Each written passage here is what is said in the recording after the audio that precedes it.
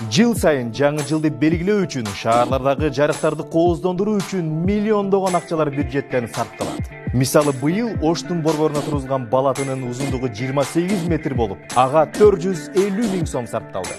Жалал Абадтагы балатага 170 миң сом сарпталды. Баткендеги балатага 123 миң сом сарпталды.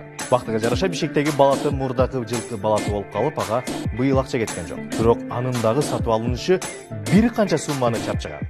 Бирок элинин 80%-ын өзүн мусулманмын деп көрсөткөн мамлекетте Курман айт жана Орозо айт майрамдарына эч кандай бюджеттен каражат бөлүнбөйт.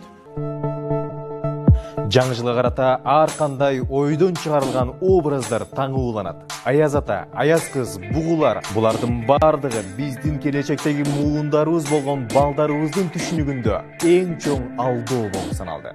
Ал эми айт майрамында эч кимди алдаган шарттар каралган эмес.